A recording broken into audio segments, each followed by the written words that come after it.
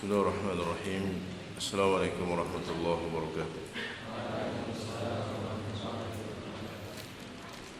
Innal hamdalillah nahmaduhu wa nasta'inuhu wa nastaghfiruh wa nastahdihi wa natubu ilayhi. Ashhadu an la ilaha illallah wahdahu la sharika lah wa ashhadu anna Muhammadan 'abduhu wa rasuluh. Allahumma salli wa sallim wa barik ala 'abdika wa rasulika Muhammad wa ala alihi wa sahbihi wa man istanna bi sunnatihi wa iqtafa atharahu ila yaumiddin. Amma ba'd. Ikhwani fi din, a'azzakumullah. Insyaallah kita lanjutkan daurah kita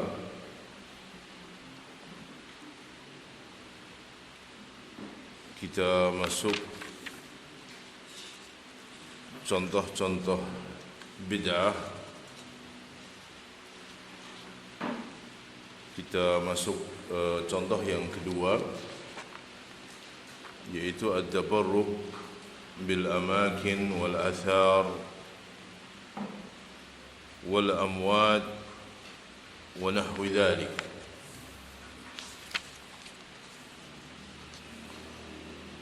At-tabarruk, meminta berkah atau ngalap berkah, bil amakin, dengan tempat-tempat, wal athar, peninggalan-peninggalan, wal ashkhas, individu-individu, ahya'an wa amwata, baik dia masih hidup ataupun sudah mati. Ini termasuk contoh dari perbuatan bid'ah yang terjadi pada zaman kita.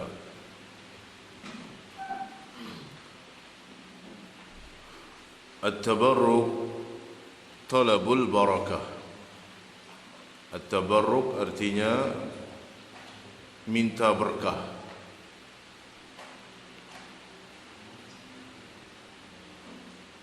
Wal barakah hiya thabatul khairi fi syai'i wa ziyadatuhu. Barakah artinya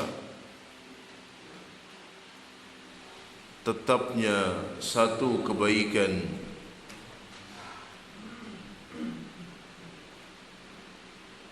dan bertambahnya kebaikan. Barakah artinya tetapnya kebaikan pada sesuatu dan bertambahnya kebaikan tersebut. Ketika kita mengatakan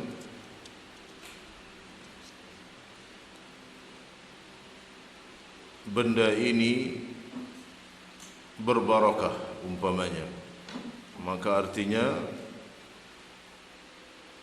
kebaikan selalu ada pada benda tersebut dan bertambah. Rizki yang barakah artinya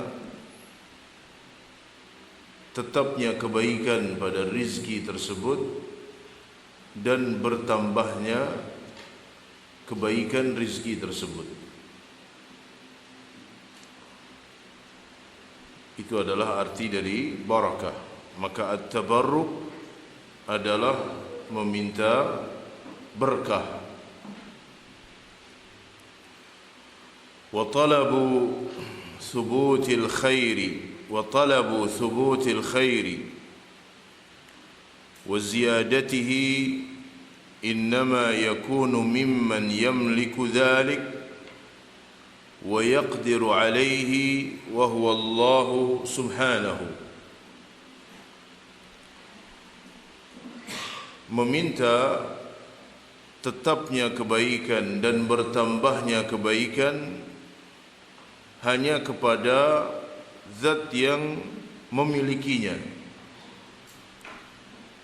dan hanya kepada zat yang mampu untuk melakukannya, yaitu Allah subhanahu wa ta'ala.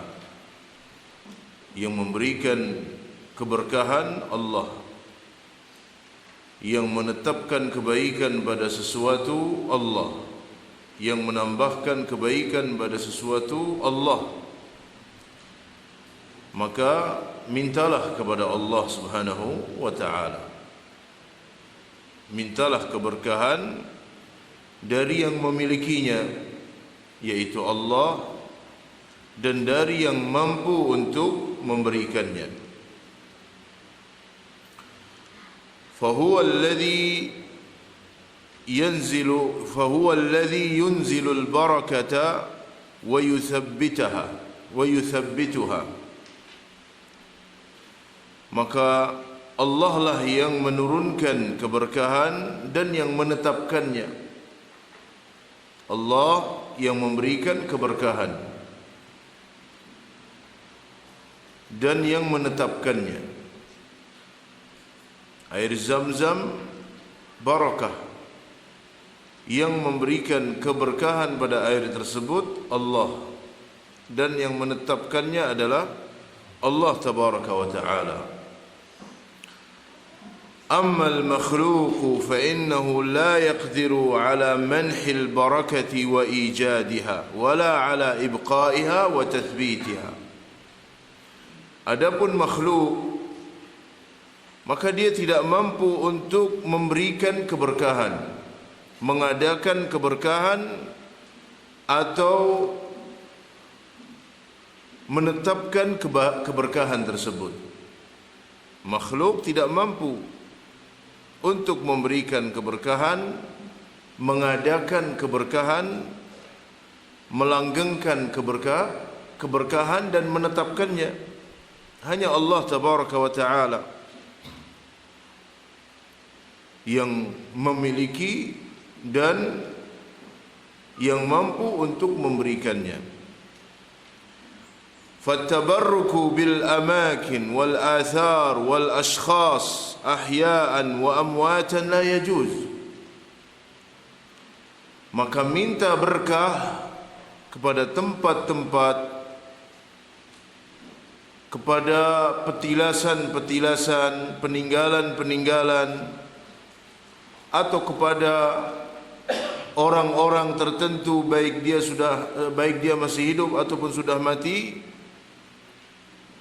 la yajuz, perbuatan ini tidak boleh. Perbuatan ini tidak boleh. Meminta keberkahan kepada tempat-tempat atau peninggalan-peninggalan ataupun petilasan-petilasan. Satu tempat umpamanya pernah dilewati oleh Nabi SAW, seperti umpamanya Nabi pernah di Gua Hira atau Gua Sur,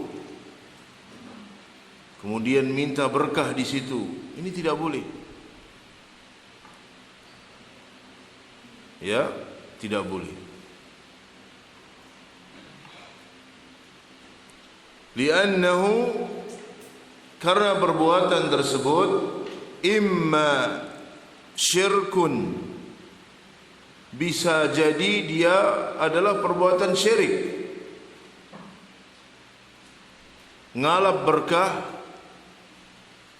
kepada tempat, kepada peninggalan, kepada orang yang dianggap memiliki kedudukan baik hidup ataupun mati. Bisa jadi itu adalah perbuatan syirik in i'taqada anna dhalika asy-syai' yamnahul barakah.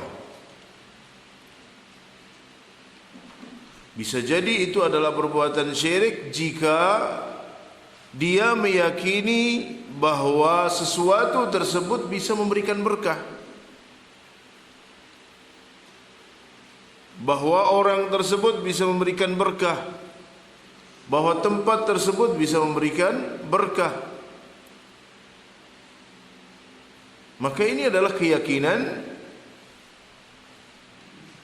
syirik, dan perbuatan ini adalah perbuatan syirik. Minta berkah ke kuburan umpamanya, mendatangi kuburan orang-orang saleh, minta berkah kepada kuburan tersebut, maka ini syirik. Karena kuburan tidak bisa memberikan berkah,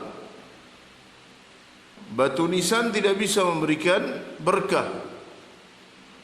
Berkah itu hanya milik Allah tabaraka wa ta'ala, Allah yang memberikannya.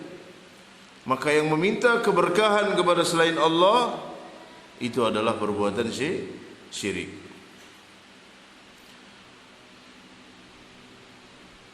Aw wasilatan ila syirik, ataupun paling tidak itu adalah perbuatan yang bisa membawa kepada perbuatan syirik, amalan yang bisa membawa kepada perbuatan syirik. In i'taqada anna ziyaratahu wa mulamasatahu wa tamassuha bihi sababun lihusuliha min Allah. Bisa jadi ini adalah perbuatan yang membawa kepada perbuatan syirik, atau amalan yang bisa membawa kepada perbuatan syirik, jika dia meyakini bahwa dengan mengunjunginya, dengan menyentuhnya, ataupun dengan mengusapnya itu sebab datangnya keberkahan dari Allah. Jadi itu adalah dua perbuatan yang berbeda. Tabarruk, meminta keberkahan kepada selain Allah, itu adalah perbuatan syirik. Jika dia meyakini bahwa benda tersebut, tempat tersebut, petilasan tersebut, orang tersebut bisa memberikan keberkahan, sehingga dia minta keberkahan kepada tempat-tempat tersebut, maka ini perbuatan syirik. Tapi jika dia meyakini bahwa berkah itu datang dari Allah, tetapi ini akan kami dapatkan dengan menziarahi tempat tersebut, ataupun dengan menyentuhnya, ataupun mengusapnya, maka ini adalah wasilah yang membawa kepada perbuatan syirik. Dan ini termasuk bid'ah, termasuk perbuatan bid'ah. Maka tidak boleh. Dan ini adalah perbuatan yang dilakukan oleh orang-orang jahiliyah. Kaum jahiliyah, mereka bertabarruk dengan peninggalan orang terdahulu, sehingga akhirnya mengkultuskan peninggalan tersebut, dan akhirnya mereka berbuat syirik. Dan banyak perbuatan-perbuatan ini dilakukan pada zaman kita. Wa amma ma kana as-sahabatu yaf'alunahu min at-tabarruk bi sya'ri an-nabi sallallahu alaihi wasallam wa riqihi ومن فصل من جسمه صلى الله عليه وسلم فذلك خاص به صلى الله عليه وسلم وفي حال حياته. Adapun apa yang dilakukan oleh para sahabat ridwanullah alaihim jami'an ketika mereka bertabarruk dengan rambut Nabi sallallahu alaihi wasallam, dengan ludah beliau, dan apa yang terpisah dari jasad beliau, maka itu khusus bagi Nabi sallallahu alaihi wasallam, dan juga khusus setelah ketika Nabi sallallahu alaihi wasallam masih hidup. Bertabarruk dengan rambut Nabi yang dilakukan oleh para sahabat, atau dengan ludah beliau, sebagaimana disebutkan dalam hadis-hadis atau athar-athar yang sahih. Sebagian sahabat mengumpulkan rambut Nabi. Ketika Nabi SAW meludah, maka para sahabat berebut karena ini berkah. Sebagian lagi berebut air bekas wudu Nabi SAW. Sebagian ummahatul mukminin mengumpulkan keringat Nabi SAW karena berkah. Maka ini adalah khusus bagi Nabi sallallahu alaihi wasallam karena beliau mubarak, beliau berkah. Jadi khusus bagi Nabi. Yang kedua, ketika Nabi sallallahu alaihi wasallam masih hidup. Adapun yang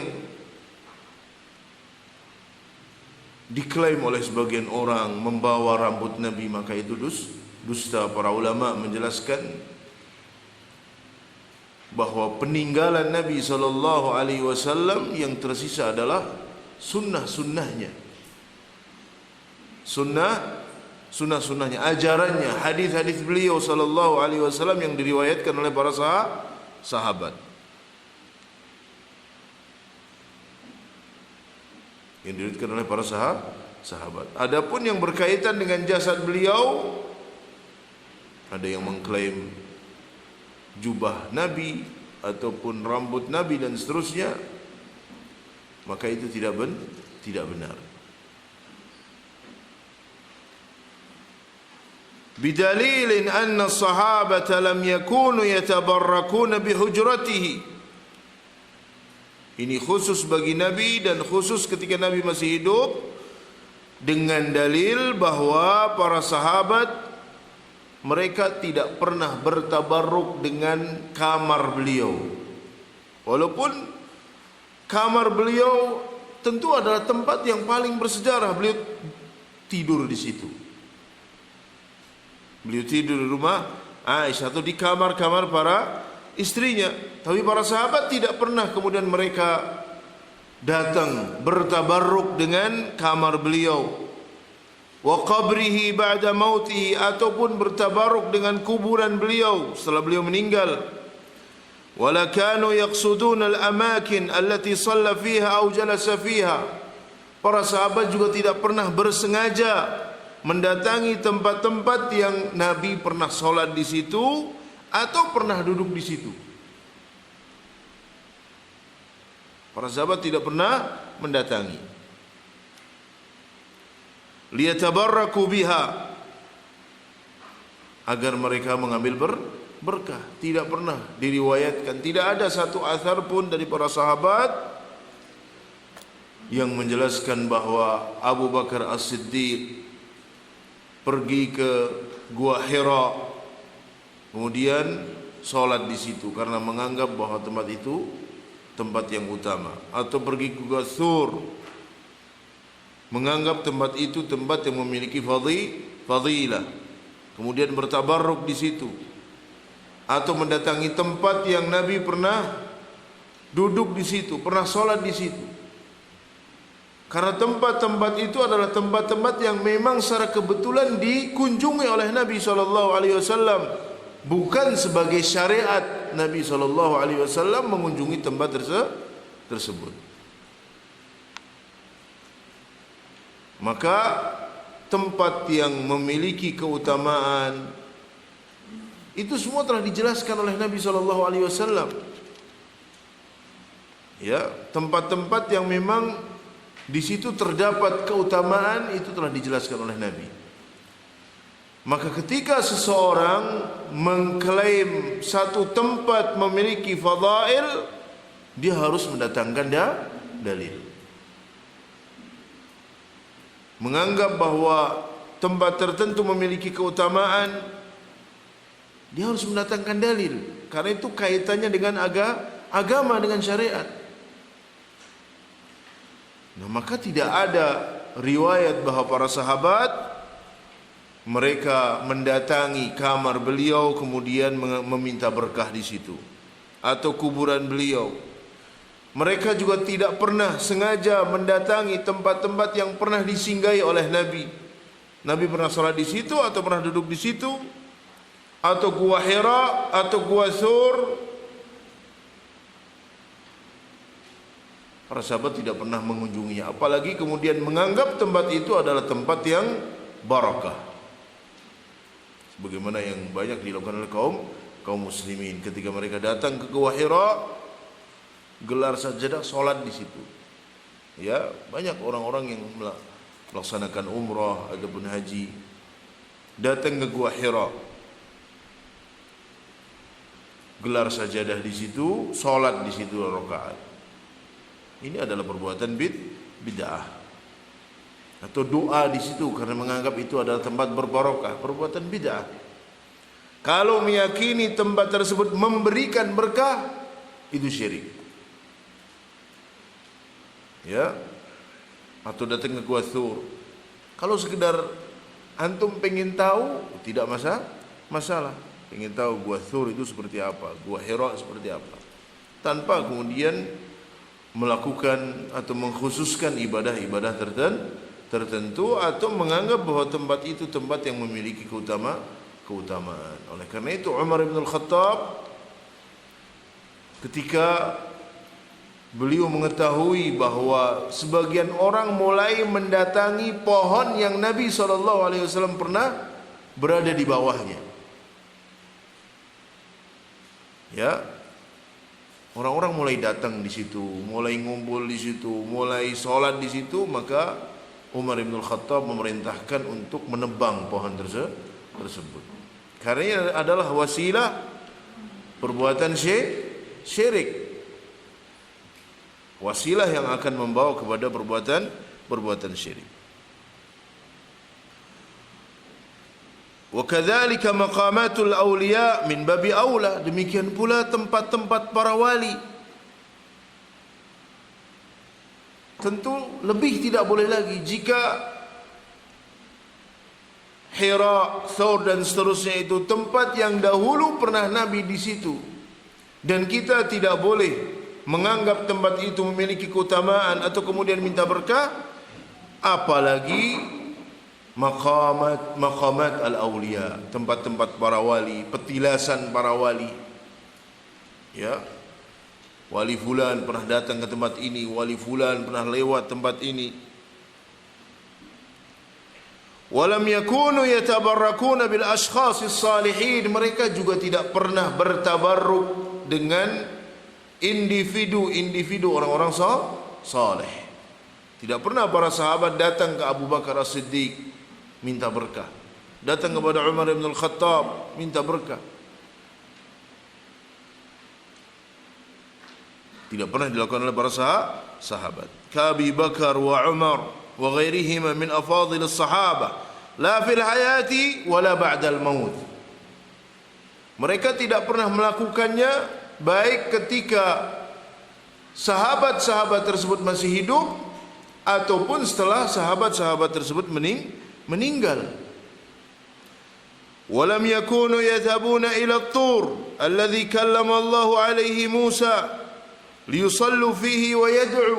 Mereka juga tidak pernah sengaja datang ke Bukit Tur di mana Allah mengajak bicara Nabi Musa di bukit tersebut. Kemudian mereka salat di situ dan berdoa di situ. Au ila ghairi hadhihi al-amkinati min al-jibal, ataupun ke tempat-tempat yang lain dari gunung-gunung. Allati yuqal, yang dikatakan inna fiha maqamatul anbiya au ghairihim, yang dikatakan bahwa gunung ini tempat-tempatnya para wali atau tempat-tempatnya para nabi. Wala ila mashhadin mabniyin ala athari nabiyyin minal anbiya, atau datang ke bangunan-bangunan yang diklaim bahwa di situ terdapat peninggalan nabi dari para nabi. Para sahabat tidak pernah melakukannya. Ya, para sahabat tidak pernah melakukannya. Menunjukkan bahwa itu adalah perbuatan bid'ah. Jika itu berkaitan dengan peninggalan-peninggalan Nabi, bagaimana dengan yang lainnya? Bagaimana dengan peninggalan orang-orang saleh? Tentu tidak boleh. Atau bagaimana pula dengan orang-orang yang dianggap sebagai orang saleh, yang kita tidak tahu sejarahnya apakah dia saleh atau tidak saleh.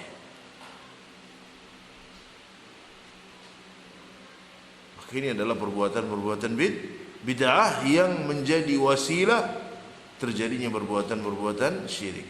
Jadi ta'zim, athar, mengagungkan petilasan-petilasan orang saleh, peninggalan-peninggalan orang saleh, ini adalah wasilah yang akan membawa kepada perbuatan syirik. Dan semua pintu-pintu yang membawa kepada perbuatan syirik ditutup oleh Nabi sallallahu alaihi wasallam. Termasuk sikap ghulu, sikap berlebihan kepada beliau, dilarang. Nabi sallallahu alaihi wasallam bersabda, "La tuturuni kama atratin nasara ibn Maryam." Janganlah kalian berlebih-lebihan di dalam menyanjungku, sebagaimana kaum Nasara berlebih-lebihan di dalam menyanjung Isa. Akhirnya mereka menyembah Isa. Innama ana abdun, saya hanyalah seorang hamba. Faqulu abdullahi wa rasuluh, maka katakan bahwa aku adalah hamba dan rasulnya, tidak lebih dari itu. Abdullahi wa rasuluhu adalah pensifatan yang paling utama bagi Nabi Muhammad sallallahu alaihi wasallam. Karena Allah yang mensifati beliau sebagai abdun, sebagai hamba, dan Allah yang mensifati beliau sebagai rasul. Seandainya ada pensifatan yang lebih utama dari itu, Allah akan menyebutkannya dalam Al-Qur'anul Karim. Tetapi yang Allah sebutkan bahawa Muhammad alaihi salatu wassalam, beliau adalah abdullahi wa rasuluh, dan beliau yang memerintahkan faqulu, katakan oleh kalian abdullahi wa rasuluh. Tidak lebih dari itu. Syekh Muhammad bin Abdul Wahhab beliau mengatakan abdun la yu'bad, beliau hamba yang tidak boleh diibadai. Beliau hamba yang tidak boleh disejajarkan dengan Allah tabaraka wa ta'ala. Wa rasulun la yukazzab, dan rasul yang tidak boleh didustakan. Maka tidak boleh berlebihan. Anta syamsun, anta badrun, engkau matahari, engkau bulan. Anta nurun fawqa nur. Ini semua adalah ghulu, berlebih-lebihan terhadap Nabi sallallahu alaihi wasallam. Ya Rabbi bil Mustafa balligh maqasidana waghfir lana ma madha ya wasi'a karami. Ya Rabbi salli ala Muhammad waftah minal khairi kulla mughlaqi. Ini sikap ghulu terhadap Nabi Muhammad sallallahu alaihi wasallam. Makanya Allah perintahkan Nabi-Nya sallallahu alaihi wasallam untuk mengatakan, qul, katakan Muhammad, la dalam surat Al-An'am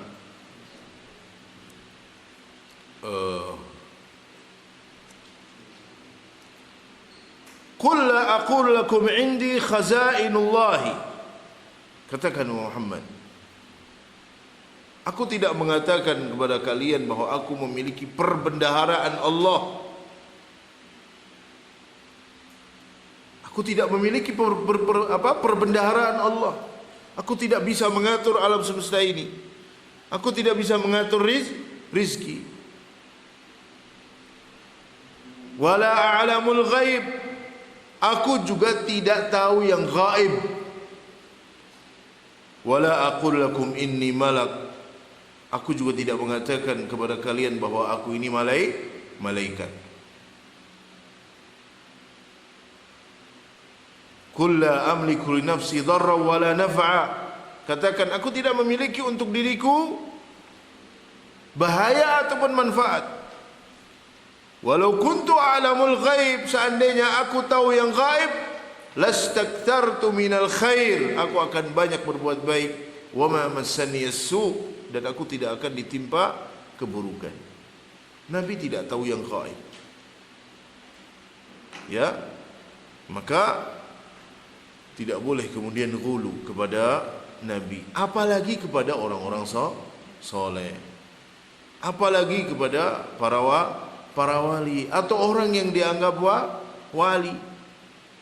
Bertabarruk kepada mereka, baik ketika mereka masih hidup ataupun sudah mati. Mendatangi kuburan mereka, mengusap kuburan mereka, minta berkah di situ. Jika dia minta berkahnya kepada Allah dengan wasilah kuburan tersebut, bid'ah. Tapi jika meyakini kuburan itu bisa memberikan barokah, syirik. Ya, maka sangat berbahaya. Wa aidan fa innal makana alladhi kana an-nabiy sallallahu alaihi wasallam yusalli fihi bil madinati an-nabawiyyah daiman lam yakun ahadun minas salafi yastalimuhu wala yuqabbiluhu. Demikian pula tempat yang Nabi sallallahu alaihi wasallam selalu salat di situ, di Madinah Nabawiyah, tidak ada salah seorang pun dari kalangan para sahabat, para salafus saleh kemudian mengusap-usapnya ataupun menciumnya, padahal itu tempat yang Nabi pernah sholat di situ atau sering sholat di situ. Walal mawdi' alladhi shalla fihi bi Makkah, ataupun tempat yang Nabi pernah sholat di Makkah. Fa idza kana al mawdi' alladhi kana yata'uhu bi qadamayhi al karimain ويصلي عليه لم يشرع لأمته التمسح به ولا تقبيله فكيف بما يقال إن غيره صلى الله عليه وسلم أن غيره صلى فيه أو نام عليه. Jika tempat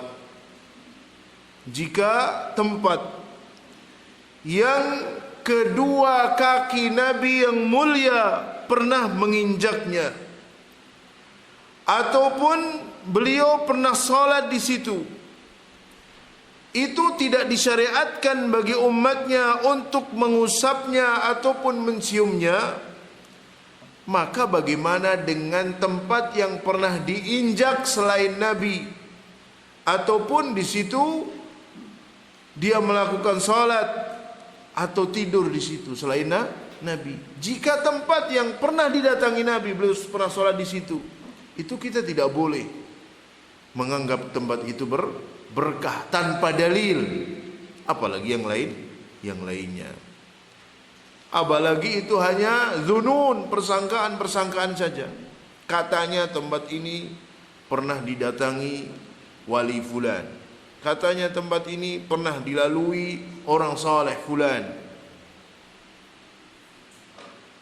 Jadikan para sahabat ridwanullah alaihim jami'an sebagai uswah. Siapa manusia yang paling semangat dalam berbuat baik? Para sahabat. Sahabat tidak pernah melakukannya. Tidak pernah mereka datang ke kuburan Nabi minta-minta di situ. Padahal para sahabat pernah mengalami peristiwa-peristiwa besar. Sahabat Abu Bakar As-Siddiq pada saat beliau menjabat sebagai khalifah mengalami peristiwa-peristiwa besar. Terjadi gerakan murtad Ya, beliau harus menghadapi orang-orang yang murtad, orang-orang yang menolak membayar zakat, perang dengan Musailamah al-Kadzdzab. Tapi tidak pernah sahabat Abu Bakar kemudian datang ke kuburan Nabi, minta tolong, wahai Nabi, bagaimana cara menyelesaikan masalah ini. Tidak pernah dilakukan oleh Abu Bakar As-Siddiq. Beliau juga tidak pernah sengaja datang ke Hira kemudian berdiam diri di situ, atau ke Gua Thur, yang Abu Bakar pernah berada di tempat itu bersama Nabi sallallahu alaihi wasallam. Demikian pula Umar, demikian pula Uthman, demikian pula Ali, dan semua sahabat-sahabat Nabi sallallahu alaihi wasallam. Fataqbilu syai'in min dhalika والتمسح به قد علم العلماء بالاضطرار من دين الإسلام أن هذا ليس من شريعته. Maka mencium ataupun mengusap benda-benda tersebut, tempat-tempat tersebut, para ulama yang sangat faham terhadap dinul Islam tidak pernah menganggap bahwa itu termasuk syariat Islam. Yang ada ini adalah perbuatan bid'ah yang bisa membawa kepada perbuatan syirik. Maka kuburan itu tidak boleh diagungkan, sampai Nabi SAW melarang kuburan itu ditinggikan, melarang kuburan itu ditulis, ya, melarang kuburan itu dikasih penerangan secara khusus, melarang kuburan itu dikasih tirai. Kenapa? Karena itu akan memalingkan manusia untuk kemudian mereka menuju ke tempat-tempat tersebut. Mungkin kuburan awalnya biasa, tapi ketika mulai dibangun, awalnya mungkin hanya pengen dibangun saja, tapi lama-lama ganti generasi, ada yang ngasih cahaya secara khusus, lama-lama dikasih tirai, lama-lama disembah, lama-lama orang akan berbondong-bondong ke tempat tersebut, minta berkah di situ. Imma dia berbuat syirik wal'iyadzu billah, imma dia berbuat bid'ah, imma dia doa minta kepada kubur, wahai wali fulan tolong saya, itu perbuatan syirik. Imma dia doa di situ dengan anggapan bahwa tempat itu mustajab, maka ini bid'ah. Nah, perbuatan seperti ini banyak dilakukan, ya, bahkan dimanfaatkan oleh manusia untuk nyari fulus, nyari duit. Nas'alullah as-salam wal afiyah.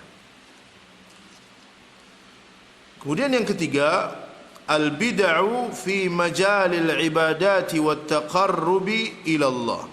Bid'ah dalam ibadah-ibadah dan dalam mendekatkan diri kepada Allah.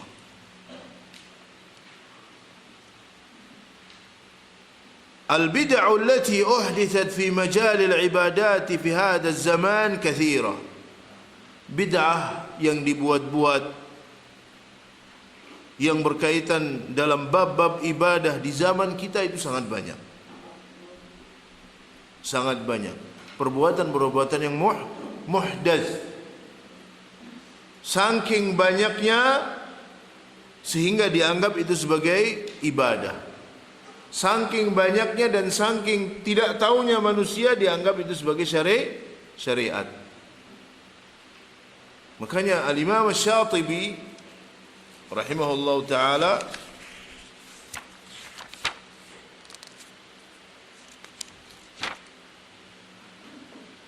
beliau mendefinisikan bid'ah. Beliau mengatakan al-bid'atu tariqatun fid dini Al-bid'atu tariqatun fid dini mukhtara'atun tudahi syar'iyyah yuqsadu bis-suluki 'alayha al-mubalaghatu fit ta'abbud. Bid'ah, kata beliau, tariqatun fid din, jalan dalam agama. Jalan, cara dalam agama.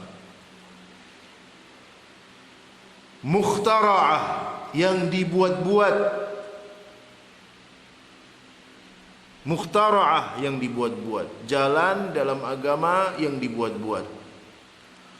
Tudahi syar'iyyah, yang menyerupai syariat. Dia bukan syariat tapi menyerupai syariat. Yuqsadu bisuluki 'alaiha, tujuan dilakukannya al-mubalaghatu fit ta'abbud, berlebih-lebihan di dalam beribadah. Yuqsadu bisuluki 'alaiha, dilakukan dengan tujuan al-mubalagha fit ta'abbud, berlebih-lebihan dalam ibadah. Tariqatun fid din, cara dalam agama. Maka ini mengeluarkan perkara-perkara dunia. Karena bid'ah berkaitan dengan agama. Tariqatun fid din, cara dalam agama. Berarti urusan dunia bukan bid'ah. Mikrofon, mobil, kipas angin, AC, siaran langsung, dan itu bukan bid'ah. Keliru kalau orang berarti ini bid'ah, berarti ini bid'ah. Apa kamu bid'ah kalau begitu? Haji naik unta saja umpamanya, haji naik sapi saja umpamanya. Itu menunjukkan kejahilan, karena bid'ah itu tariqatun fid din, cara dalam agama. Berarti urusan dunia tidak masuk dalam bid'ah. Mukhtara'ah, dibuat-buat, artinya tidak pernah ada pada zaman Nabi SAW. Tudahi syar'iyyah, yang menyerupai syariat. Tujuannya supaya lebih dalam ibadah, supaya lebih dalam ibadah, lebih dekat dengan Allah, lebih semangat dalam ibadah. Itu tujuannya. Maka semua perbuatan bid'ah itu pasti tujuannya ibadah.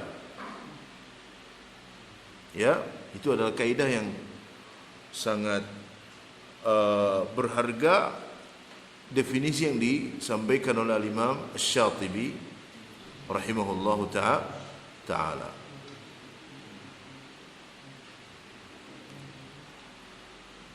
لأن الأصل في العبادات التوقيف، لأن الأصل في العبادات التوقيف،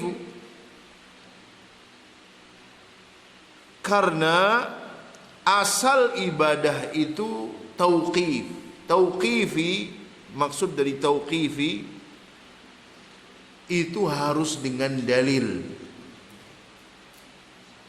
Antum mengklaim satu perbuatan ibadah harus ada dalilnya. Makanya al-aslu fil ibadati al-hadar, asal dalam ibadah enggak boleh. Tidak boleh antum mengatakan ini ibadah kecuali harus ada dalilnya. Kecuali harus ada dalilnya. Itu asal dalam ibadah. Fala yushra'u syai'un minha illa bidalilin, maka tidak disyariatkan kecuali dengan dalil. Mana dalilnya? Antum ngomong begini, mana dalilnya?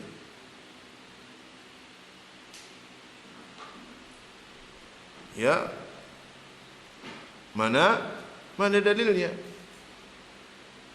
Harus bisa menyebutkan, bukan kebalik. Maulid bid'ah, dalilnya mana? Malah kita yang ditanya dalilnya mana. Situ yang harus menyebutkan dalilnya mana. Mana dalilnya kalau itu ibadah, bukan mana dalilnya kalau ini bid'ah. Kebalik. Ya. Jadi dia harus mendatangkan dalil. Fala yushra' minha illa bid-dalil. Tidak disyariatkan kecuali dengan dalil. Wa ma lam yadulla alaihi dalilun fa huwa bid'ah. Yang enggak ada dalilnya bid'ah. Yang enggak ada dalilnya bid'ah. Antum sebut apa saja umpamanya.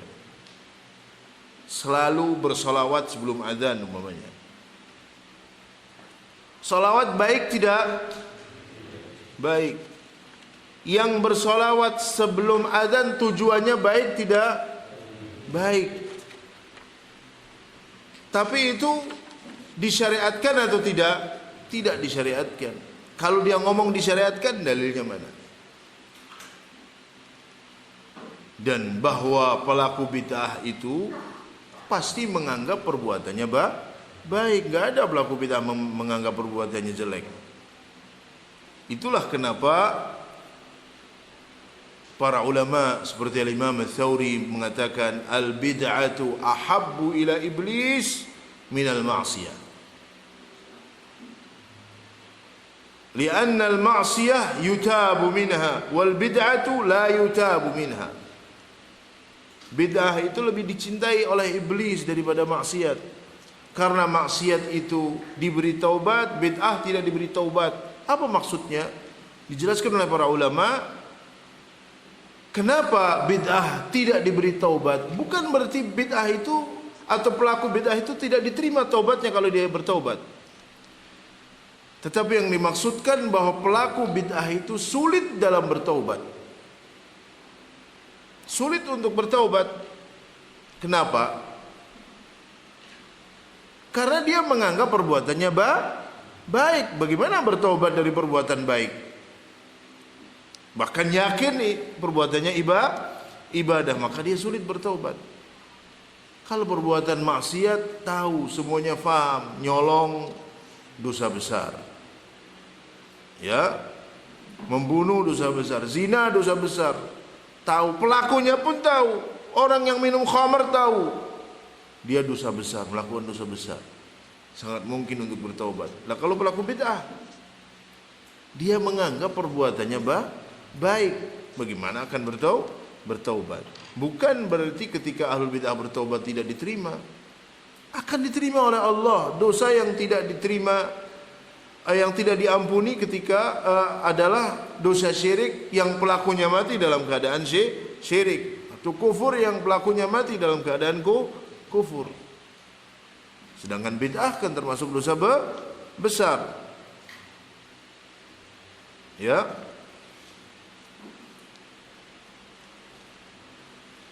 Maka dia lebih dicintai dari iblis daripada perbuatan maksiat. Liqaulihi sallallahu alaihi wasallam man amila amalan laisa alaihi amruna fahuwa raddun. Berdasarkan sabda Nabi sallallahu alaihi wasallam, man amila amalan laisa alaihi amruna fahuwa raddun. Siapa yang beramal dengan amalan yang tidak ada contohnya dari kami, maka dia tertolak. Wal ibadatu allati tumarasul ana wala dalila 'alaiha kathiratun jiddan. Dan ibadah-ibadah yang banyak dilakukan dan ternyata enggak ada dalilnya itu sangat banyak. Sangat banyak.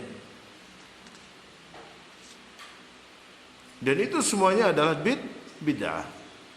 Itu semuanya adalah bid'ah yang berkaitan dengan perkataan, perbuatan, keyakinan, amalan, yang berkaitan dengan dia melakukan ataupun meninggalkan, berkaitan dengan hakiki ataupun idhafi dan seterusnya. Banyak sekali yang tidak ada dalilnya. Minha, di antaranya beliau menyebutkan yang bid'ah-bid'ah yang terkait dengan ibadah, al-jahru bin niyati lis-shalah.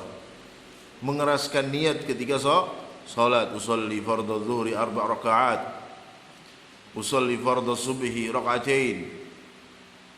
Ya, nawaitu shauma ghadin an ada'i fardhi Ramadan. Semuanya enggak ada contohnya dari Nabi. Maka itu perbuatan bid'ah. Bi an yaqul nawaitu an usalli lillahi kadza wa kadza. Hadhihi bid'ah. Ini perbuatan bid'ah. Kenapa? Li'annahu laysa min sunnati Nabi sallallahu alaihi wasallam, karena tidak pernah diajarkan Nabi. Dan semua yang meriwayatkan hadis tentang salat enggak ada yang menyebutkan seperti ini. Wa li'anna Allah ta'ala yaqul, dan karena Allah berfirman, qul atu'allimuna Allah bidinikum wallahu ya'lamu ma fi samawati wa ma fil ard wallahu bikulli syai'in alim. Allah Maha mengetahui segala sesuatu. Kenapa ketika engkau solat, engkau harus menjaharkan niat. Wa niyatu mahalluhal qalb. Niat itu tempatnya di hati. Fahuwa amalun qalbiyun la amalun lisaniyun. Niat itu amalan hati, bukan amalan lisan. Maka menjaharkan niat, melafadzkan niat bid'ah, karena enggak ada dalilnya. Walaupun ada yang mengatakan itu sunnah, tapi ulama fulan mengatakan sunnah. Al-ibrah bid dalil. Yang kita anggap dalil, mana dalilnya? Ada enggak sahabat? Ada enggak Nabi melakukannya? Ada enggak sahabat Nabi sallallahu alaihi wasallam melakukannya?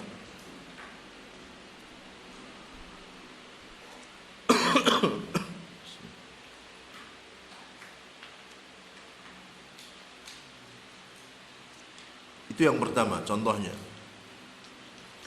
Wa minha az-zikrul jama'i ba'da as-salah. Yang kedua, zikir berjamaah setelah salat. Setiap salat zikirnya bareng-bareng.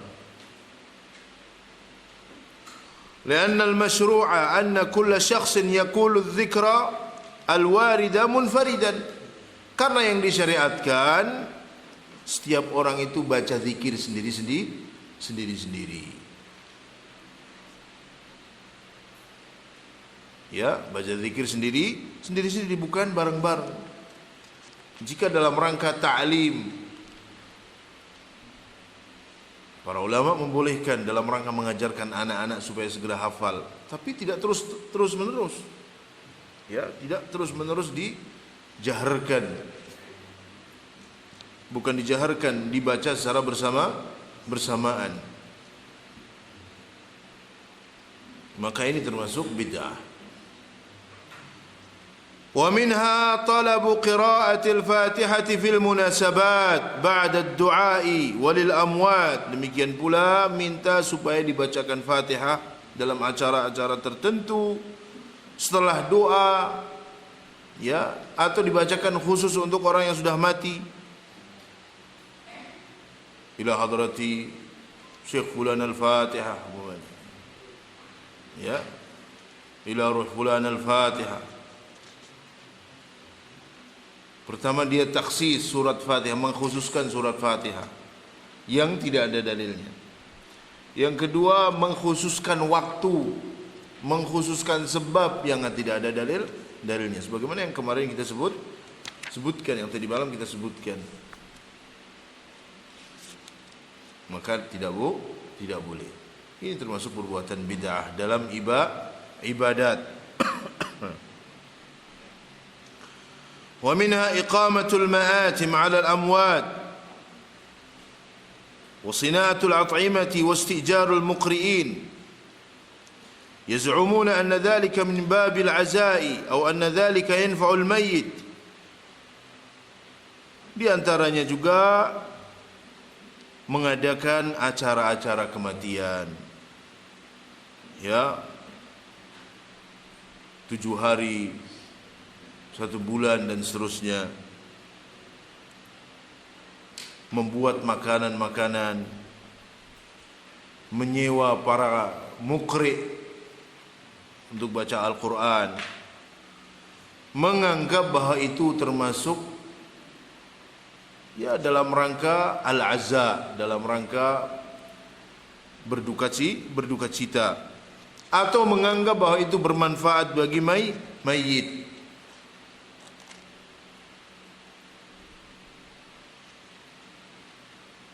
Kullu dzalika bid'ah, semuanya itu bid'ah la asla laha, yang tidak ada asal-usulnya. Nabi tidak pernah melakukan, para sahabat juga tidak pernah melakukannya. Wa asar wa aghlal, dan itu adalah beban-beban. Ma anzalallahu biha min sultan, perbuatan yang merepotkan diri, yang Allah tidak pernah menurunkan ilmu tentangnya. Wa minha al-ihtifalu bil munasabat ad-diniyah, di antara perbuatan bid'ah merayakan acara-acara tertentu yang berkaitan dengan agama. Kamunasabatil Isra wal Mi'raj, seperti perayaan Isra dan Mi'raj. Wa munasabatil hijrati nabawiyah, ya, merayakan hijrahnya Nabi alaihi salatu wassalam. Wa hadzal ihtifal bitilkal munasabat la asla lahu min asy-syara'. Perayaan-perayaan seperti ini tidak ada asal usulnya dalam syariat. Jika ada yang ngomong ada asal usulnya, tanya mana? Ya, mana di mana disebutkan, dalam kitab apa disebutkan. Kalau ada yang ngomong, saya tujuannya bukan ibadah, saya memperingati peringatan tersebut, tujuan saya bukan ibadah. Terus tujuannya apa? Kalau bukan ibadah, pasti tujuannya ibadah. Pasti tujuannya ibadah. Yuqsadu bis-suluki 'alaiha al-mubalaghah fi at-ta'abbud, sebagaimana dikatakan oleh Imam Syatibi. Wa min dzalika ma yuf'alu fi syahri Rajab, di antaranya juga yang biasa dilakukan di bulan Rajab, Rajaban, ya, Rajabiyah. Kal umrati Rajabiyah, seperti mengkhususkan umrah Rajabiyah di bulan Rajab. Atau ma yuf'alu fihi min al-ibadatil khassati bihi, atau mengkhususkan ibadah-ibadah, mengkhususkan puasa pada bulan Rajab, mengkhususkan salat pada bulan Rajab. Katatawwu' bis salati was siyam fihi, seperti orang yang memperbanyak salat sunnah, umpamanya khusus di bulan Rajab, memperbanyak puasa di bulan Rajab. Fa innahu la mizata lahu ala ghairihi min asy-syuhur, Rajab itu tidak memiliki keutamaan tertentu dibandingkan dengan bulan-bulan yang lain. La fil umrati, tidak dalam ibadah umrah, was siyami was salati waz zabhi lin nusuki fi wala ghairi dzalik, tidak dalam umrah, puasa, salat, menyembelih dan yang lainnya. Karena keutamaan tempat, waktu itu semuanya ada dalilnya dari Nabi. Tidak boleh kita mengklaim waktu tertentu utama, tempat tertentu utama, kecuali dengan dalil. Wa min dzalika al-adhkar as-sufiyyah bi anwa'iha kulluha bid'un wa muhdatsat. Demikian pula zikir-zikir sufiyah. Zikir-zikir sufiyah, mereka punya zikir-zikir tertentu, zikir-zikir yang panjang, zikir-zikir yang banyak. Azkar semuanya telah dijelaskan oleh Nabi sallallahu alaihi wasallam. Azkarus sabah, azkarul masa, azkar qabla an-naum, ya, zikir pagi sore sebelum tidur, masuk WC, keluar WC, masuk masjid, keluar rumah, semuanya telah disebutkan Nabi sallallahu alaihi wasallam. Maka enggak boleh mengada-adakan sendiri. Mereka punya zikir-zikir tertentu. Zikir kalau mau pergi, zikirnya ini. Zikir kalau mau lomba, ini. Ya. Zikir kalau mau kerja, ini. Mereka punya zikir-zikir tertentu. Biasanya aneh, dibaca 1000 kali, baca 300 kali. Menentukan jumlah, menentukan waktu, itu harus ada dalilnya. Kalau tidak ada, itu menjadi bid'ah. ولأنها مخالفة للأذكار المشروعة في صياغها وهيئاتها وأوقاتها. Dan karena zikir-zikir itu menyelisihi zikir-zikir yang disyariatkan, baik dalam lafaz-lafaznya ataupun keadaannya ataupun waktunya. Kita mencukupkan dengan zikir yang diajarkan Nabi SAW. Tidak usah membuat zikir sendiri. Tidak usah membuat zikir sendiri. Yang itu tertolak, tidak bermanfaat. Wa min dzalika takhsisu lailatin nisfi min Sya'ban biqiyam wa yaumin nisfi min Sya'ban bisiyam. Demikian pula mengkhususkan malam nisfu Sya'ban dengan melakukan tahajud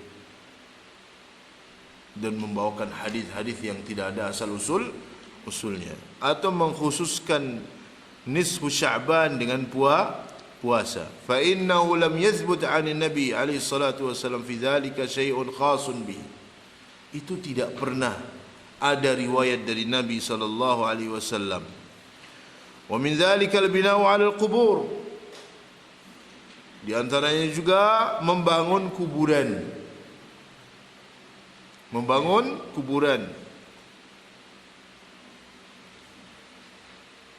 Enggak boleh. Ya. Wattikhadhuha masajid, menjadikan kuburan sebagai masjid, ataupun mengubur di masjid, semuanya tidak boleh. Tidak pernah terkumpul antara masjid dengan kuburan. Nabi SAW bersabda, qatalallahu al-yahud wan nasara ittakhadhu qubur anbiya'ihim masajid. Semoga Allah memerangi Yahudi dan Nasrani, mereka menjadikan kuburan-kuburan Nabi mereka sebagai masjid. Beliau bersabda, Allahumma la taj'al qabri wathanan yu'bad. Ya Allah, jangan engkau jadikan kuburanku berhala yang disembah. Ya.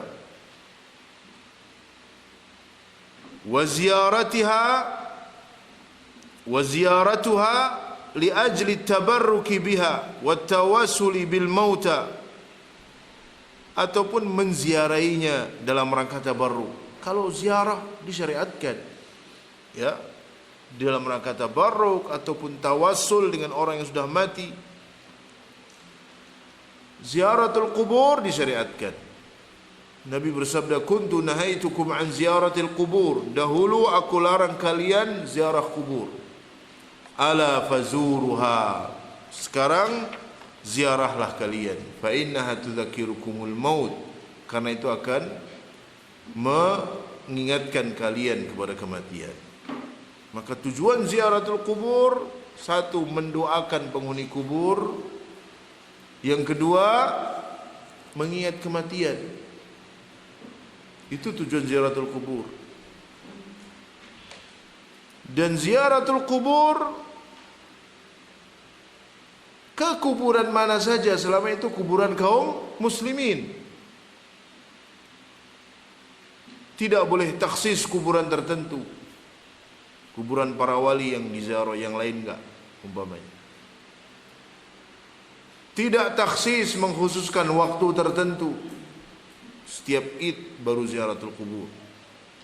Sebelum puasa ziaratul kubur. Taksis mengkhususkannya harus ada dalilnya. Kapan saja ziaratul kubur. Tujuannya untuk mendoakan penghuni kubur dan untuk mengingat kematian. Bukan kita melarang ziarah kubur. Terkadang orang mengatakan kalian melarang ziaratul kubur. Ziarah kubur kok enggak boleh. Kita tidak melarang ziaratul kubur. Ziaratul kubur disyariatkan, tapi dengan cara yang dicontohkan oleh Nabi sallallahu alaihi wasallam. bukan untuk bertabarruk, bukan untuk bertawassul terhadap orang yang telah mati. Wa ghairi dzalika min al-aghrad asy-syirkiyah, dan tujuan-tujuan syirik yang lainnya. Imma di situ terjadi perbuatan syirik, imma di situ terjadi perbuatan bid'ah.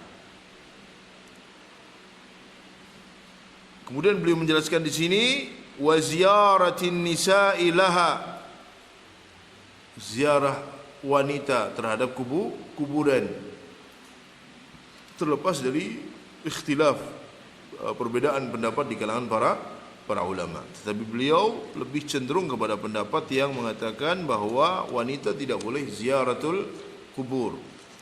Anna Rasulullah sallallahu alaihi wasallam la'ana zawarat al-qubur wal muttakhidina 'alaiha al-masajid was-suruj. Karena Nabi sallallahu alaihi wasallam melaknat wanita-wanita yang suka ziarah kubur dan orang-orang yang menjadikan kuburan sebagai tempat-tempat sujud dan yang menjadikan cahaya-cahaya di kuburan. Ini beberapa contoh yang berkaitan dengan bid'ah dalam hal ibadat dan taqarrub kepada Allah tabaraka wa taala. Sebagai tambahan, ya, Syekh Ibrahim Ar-Ruhaili hafizahullah taala, beliau menjelaskan tentang masalah bid'ah. Beliau jelaskan dalam syarah Bulughul Himmah fi Syarh Ushul Sunnah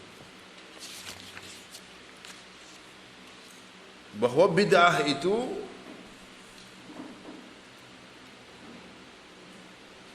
terbagi menjadi beberapa macam, dilihat dari beberapa sisi. Bid'ah itu terbagi menjadi beberapa macam, dilihat dari beberapa sisi. Dari sisi macamnya, bid'ah terbagi menjadi dua. Dari sisi macamnya, bid'ah terbagi menjadi dua. Yang pertama, bid'ah i'tiqadiyah. Yang pertama, bid'ah yang berkaitan dengan keyakinan.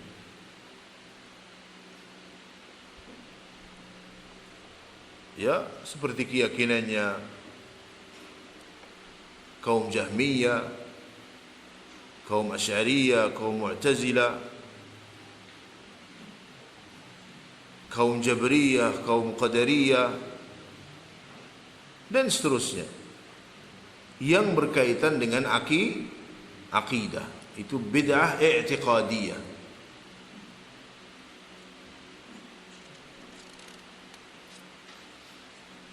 Meyakini bahwa Nabi diciptakan dari cahaya, atau alam semesta ini diciptakan dengan nur Muhammad, dan seterusnya. Meyakini bahwa pelaku dosa besar itu kafir, seperti keyakinan orang-orang Khawarij. Itu masuk dalam bid'ah i'tiqadiyah. Kemudian yang kedua, bid'atun ibadiyatun amaliyah. Bid'ah yang berkaitan dengan ibadah amaliyah, yang sebagian contohnya tadi kita sebutkan. Itu bid'ah dilihat dari sisi macamnya. Ada yang macamnya i'tiqadiyah, yang berkaitan dengan keyakinan. Ada yang macamnya amaliyah, berkaitan dengan amalan. Maka semua bid'ah-bid'ah yang masuk dalam bab i'tiqad, keyakinan, masuk dalam bid'ah i'tiqadiyah. Semua keyakinan-keyakinan bid'ah, keyakinan-keyakinan yang menyimpang, itu masuk dalam bid'ah i'tiqadiyah.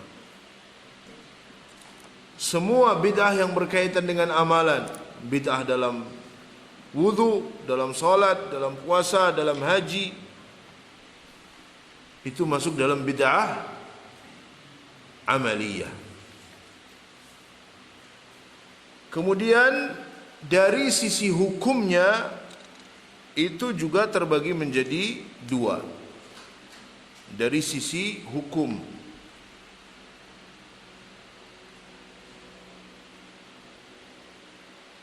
yang pertama bid'ah mukaffirah, bid'ah yang mengkafirkan, artinya pelakunya kafir. Seperti bid'ahnya kaum Jahmiyah yang meniadakan sifat-sifat Allah, mengingkari sifat-sifat dan nama-nama Allah. Ini bid'ah yang mukaffirah, bid'ah yang bisa mengkafirkan pelakunya. Mengingkari sifat, mendustakan apa yang diperintahkan oleh Nabi SAW. Itu adalah bid'ah mukaffirah. Yang kedua, bid'ah ghairu mukaffirah, bid'ah yang tidak menjadikan pelakunya kafir. Bid'ah yang tidak menjadikan pelakunya kafir. Oleh karena itu, bid'ah itu bertingkat. Orang kadang karena marah duluan, karena sudah kesel duluan ketika menyampaikan kullu bid'atin dhalalah wa kullu dhalalatin finnar, berarti semua yang neraka. Ya. Yang menjaharkan dengan niat bid'ah dhalalah finnar. Itu menunjukkan kejahilan. Bid'ah itu bertingkat-tingkat. Ada yang ringan, ada yang berat, bahkan ada yang bisa mengkafirkan, tidak dalam satu tingkatan. Dia bertingkat-tingkat sebagaimana dosa bertingkat-tingkat. Bid'ah juga demikian.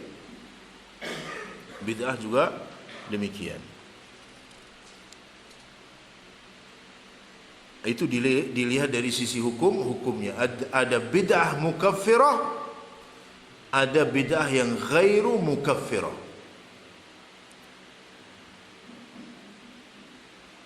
Kemudian dilihat dari sisi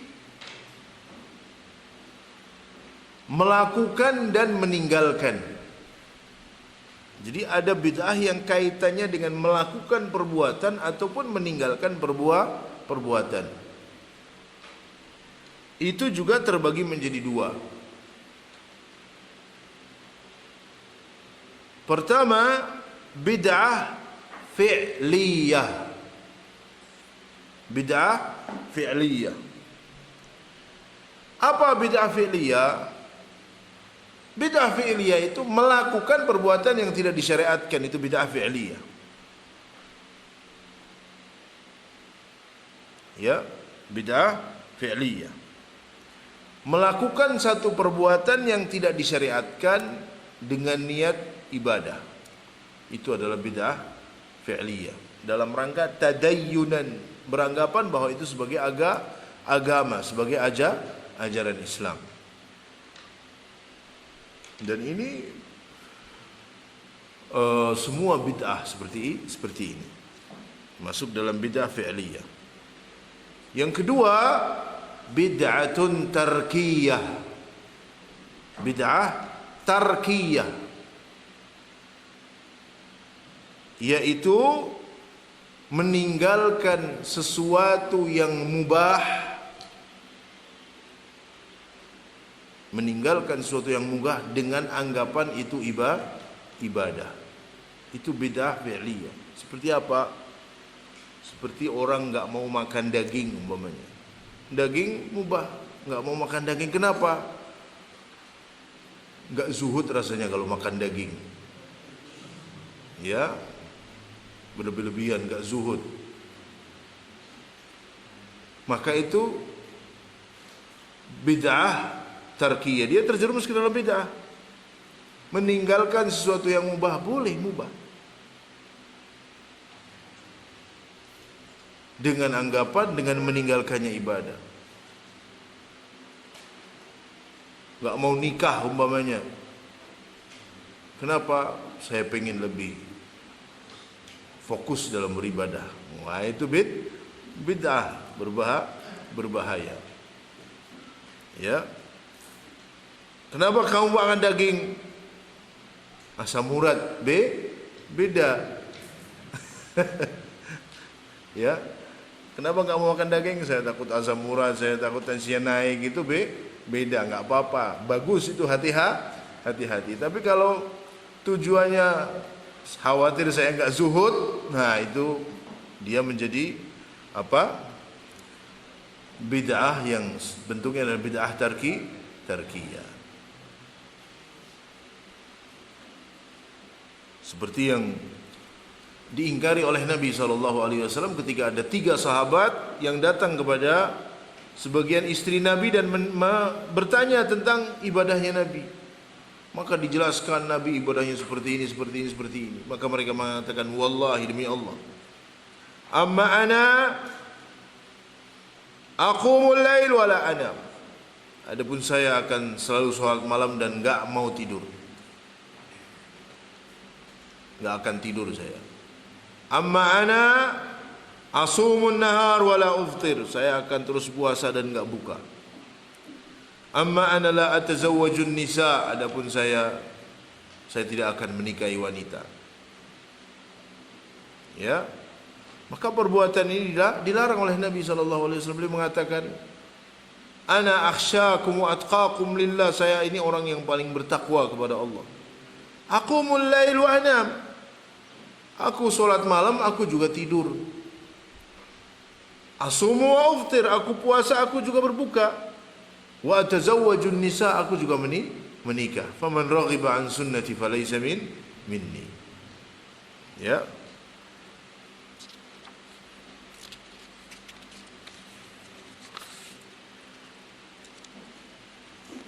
Kemudian dilihat dari sisi asal di dalam syariah.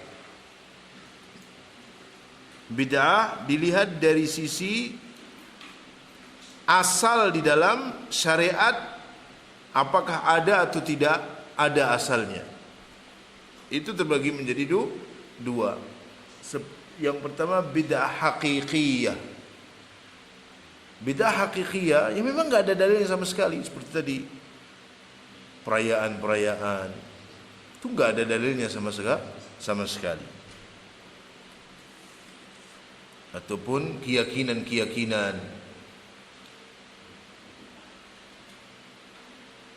itu bid'ah hakikiyah. Adapun yang kedua bid'ah idhafiyah. Bid'ah idhafiyah itu yang secara syariat ada dasarnya. Secara syariat ada dasarnya.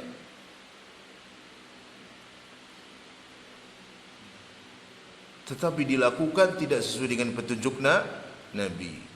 Seperti tadi, ziaratul kubur.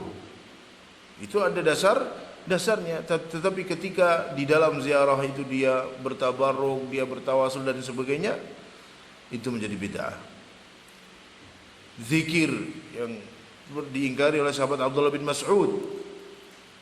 Zikir ada asalnya dalam syariat. Allah berfirman, fadhkurullaha katsira. Ya ayyuhalladzina amanu dzkurullaha dzikran katsira. Wadhkurullaha katsira la'allakum tuflihun. Zikir itu ada asalnya, tetapi menentukan zikir tertentu di waktu tertentu, jumlah tertentu, tidak ada dalilnya, maka itu bid'ah idhafiyah.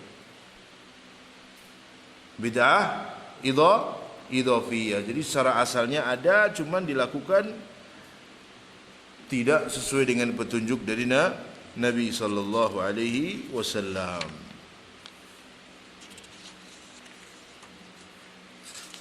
Nah itu taqsimul bid'ah. Baik.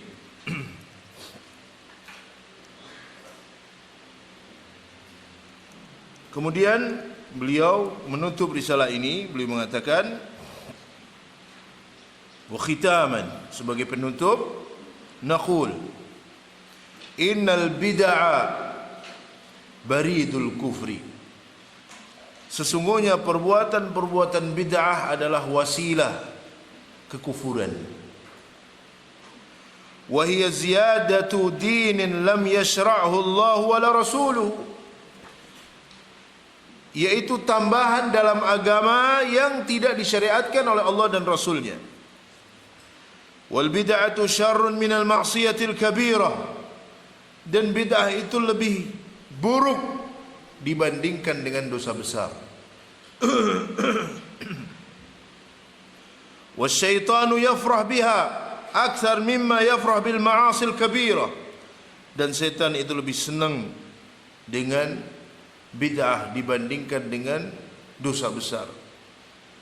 Pelaku bid'ah lebih dicintai sama setan daripada pelaku dosa besar.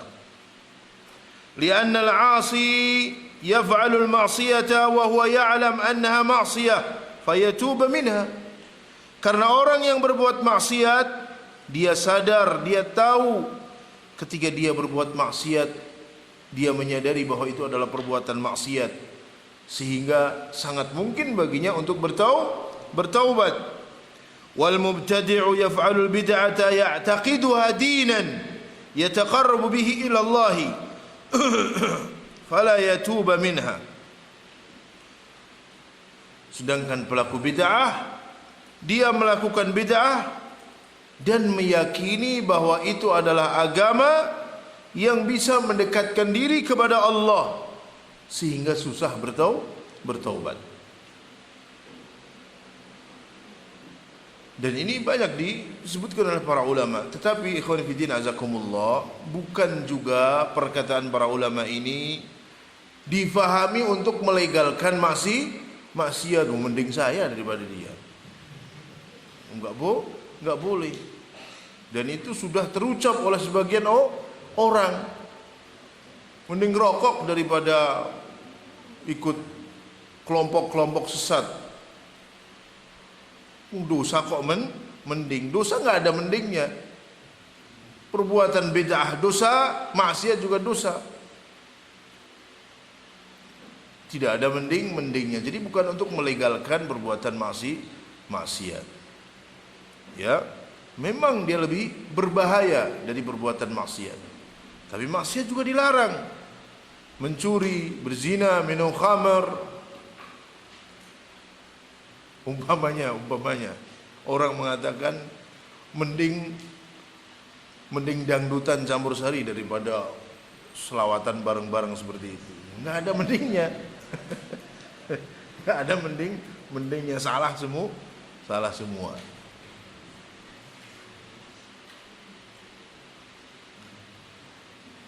Wal bid'u taqdi 'ala sunan, dan bid'ah itu akan mematikan sunnah-sunnah.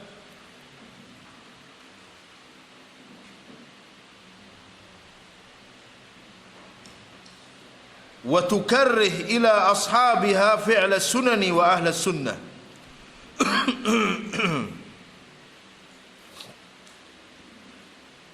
Dan akan menjadikan pelakunya benci kepada sunnah dan ahlus sunnah. Ya, bid'ah itu akan mematikan sunnah. Bid'ah juga akan menjadikan orang itu benci kepada sunnah dan benci kepada ahlus sunnah. Wal'iyadu billah. Wal bid'atu tuba'idu 'anillah wa tujibu ghadabahu wa iqabahu wa tusabbib zayghal qulubi wa fasadaha. Bid'ah menjauhkan seseorang dari Allah, mengharuskan adanya kemarahan dan hukuman dari Allah, serta menjadikan sebab sesatnya dan rusaknya hati-hati manusia. Ma yu'amalu bihil mubtadi'ah. Bagaimana yang harus dilakukan terhadap ahlul bid'ah? Jika dia ahlul bid'ah, orang yang mengajak kepada bid'ahnya. Beda antara pelaku bid'ah dengan ahlul bid'ah. Ya. Tuhramu ziyaratul mubtadi'. Enggak boleh menziarahi ahlul bid'ah. Itu harus bedakan ya antara pelaku bid'ah, orang yang melakukan bid'ah karena kejahilannya, dengan orang-orang yang memang ahlul bid'ah, mengajak kepada bid'ahnya. Maka tuhramu ziyaratul mubtadi' wa mujalasatuhu illa ala wajhin nasihati lahu wal inkari alaih.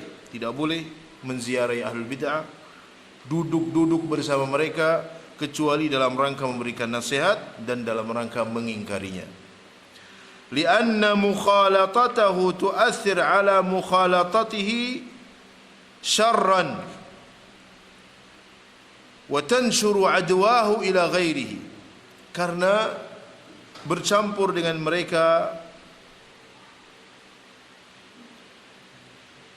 tu'athir ala mukhalitihi syarra, karena bergaul, duduk-duduk bersama mereka itu akan memberikan akibat buruk terhadap orang yang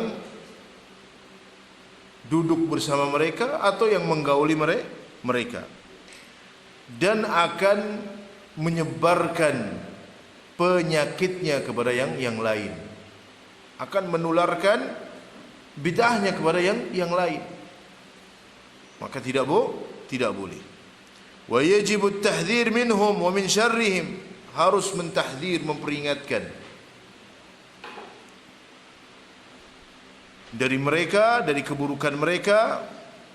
Idza lam yumkin al-akhdha ala aydihim wa man'ihim min muzawalatil bid'ah. Jika memang tidak bisa lagi mereka diselamatkan, mereka tetap kekeh di dalam bid'ahnya, maka perlu dia diperingatkan supaya manusia tidak belajar dari orang tersebut. Ini pembahasan secara umum. Tentu ada pembahasan secara detailnya, ya. Dan ini banyak dibahas oleh para ulama rahimahumullahu jami'an.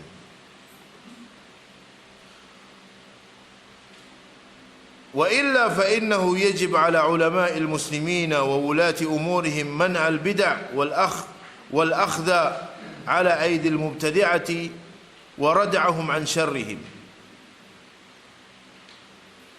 Maka wajib bagi para ulama, pemerintah, untuk menolak bid'ah dan melarang manusia belajar dari mereka dan menghentikan mereka dari keburukan mereka. Lianna khatarahum 'ala al-islam syadid, karena bahaya mereka terhadap Islam itu sangat besar. Di antaranya kisah yang disebutkan oleh dalam kisah Abdullah bin Mas'ud radhiyallahu taala anhu yang tadi malam kita sebutkan. Thumma innahu yajibu an yu'lam anna duwal al-kufri tushajji' al-mubtadi'ah 'ala nashri bid'atihim wa tusa'idahum ala dhalika bi syatti turuqi. Kemudian perlu diketahui bahwa negara-negara musuh mereka mendukung bid'ah-bid'ah. Ya, mereka mendukung para ahli bid'ah. Mereka memperkuat para ahli bid'ah untuk menyebarkan bid'ah-bid'ah mereka dan membantu mereka dengan cara apa saja. Lianna fi dhalika al-qada' 'ala al-islami wa tashwih suratihi. Karena itu termasuk usaha untuk menghancurkan Islam dan usaha untuk memperburuk nama Islam. Nas'alullah azza wa jalla an yansura dinahu wa yu'li kalimatahu wa yakhdhulu a'da'ahu wa sallallahu wa sallama ala nabiyyina Muhammad wa ala alihi wa sahbihi wa sallam. Jadi itu penutup yang beliau sampaikan, dan alhamdulillahirabbil alamin kita bisa menyelesaikan risalah yang sangat bermanfaat ini tentang ta'riful bid'ah, bayanu anwa'i wa ahkamiha. Dan antum bisa kembali kepada kitab-kitab para ulama secara khusus, ya, seperti kitab-kitab yang ditulis oleh baik ulama-ulama zaman dahulu ataupun ulama-ulama pada zaman kita, ya, yang menulis tentang bid'ah. Ada kitab umpamanya kitab Nurus Sunnah wa Dhulumatul Bid'ah yang ditulis oleh Syekh Wahab Al-Qahtani. Kemudian Usulul Bid'ah yang ditulis oleh Syekh Ali Hasan Al-Halabi rahimahullah ta'ala. Mawqif Ahlus Sunnah wal Jamaah min Ahlil Bid'ah, Syekh Ibrahim Ar-Ruhaili, Syekh Abdul Aziz bin Baz, dan punya kitab-kitab yang ditulis oleh para ulama yang menjelaskan tentang ini. Tujuannya supaya kita berhati-hati dari bid'ah. Kita mempelajarinya bukan supaya kita terjerumus. Araftu syarra la lisyarri lakin litawaqqihi wa man la ya'rif asy-syarra 'anil khair yaqa' fihi. Hudzaifah mengatakan kana an-nas yas'aluna Rasulullah 'anil khair. Dahulu manusia bertanya kepada Nabi tentang kebaikan, wa ana as'aluhu 'anil syarr, dan aku bertanya kepada beliau tentang keburukan, makhafatan ay yudrikani, karena aku khawatir keburukan itu akan menimpaku. Maka pengetahuan kita tentang tauhid akan semakin kuat ketika kita mengenal syirik. Pengetahuan kita tentang sunnah akan kuat ketika kita mengenal bid'ah dan seterusnya. Wallahu a'lam bissawab. Mudah-mudahan bermanfaat. Mungkin ada pertanyaan yang bisa saya jawab insyaallah. Ya.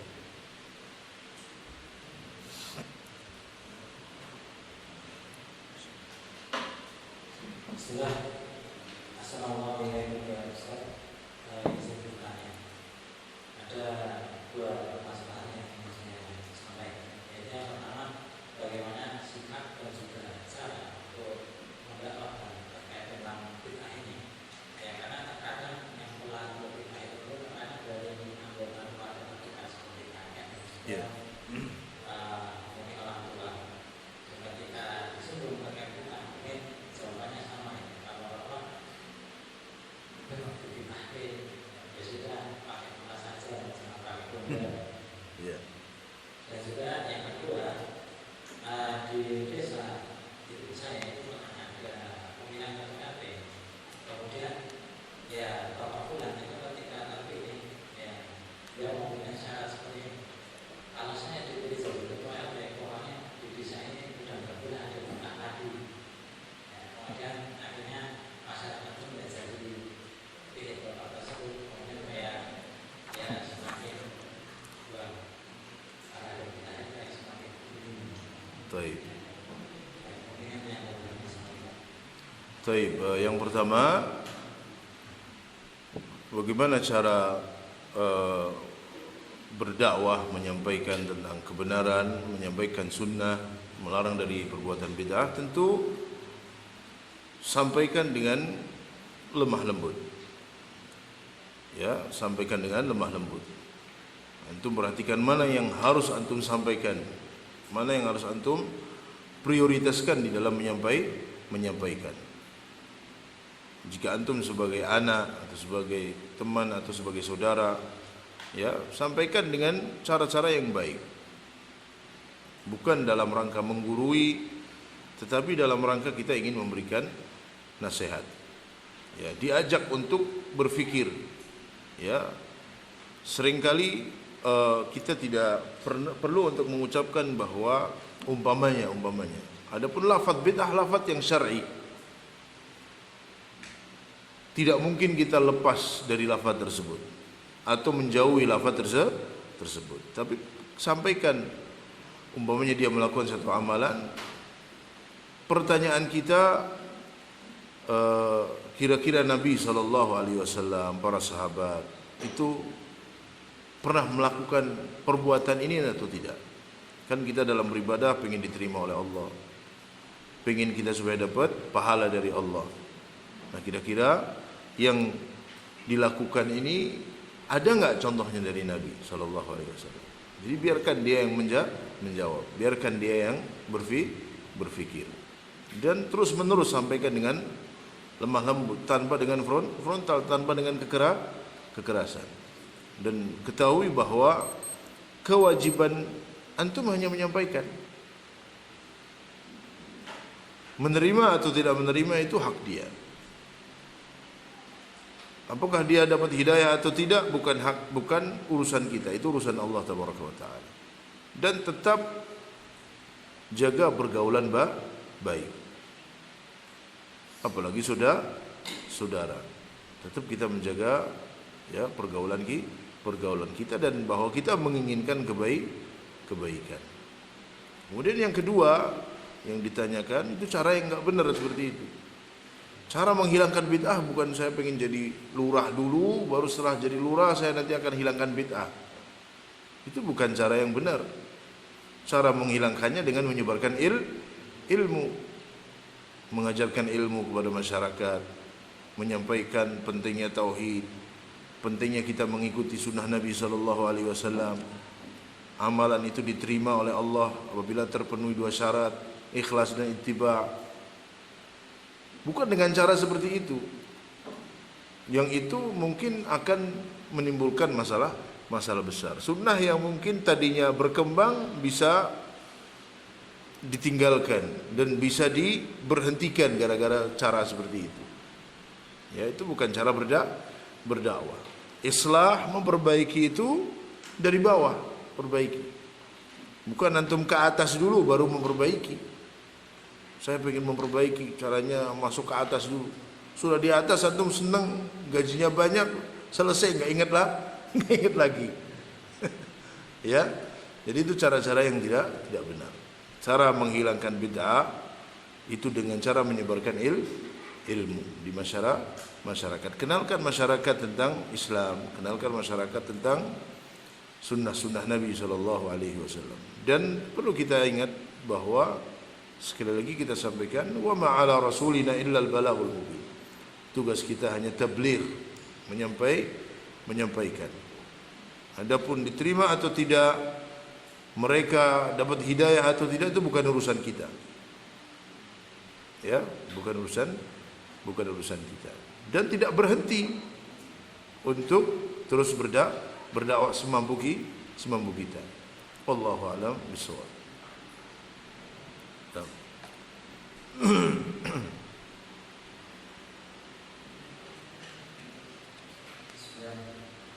Konsep penyampaian apa langkah para ulama dahulu mengajak para ahli bid'ah manhaj para salafus saleh.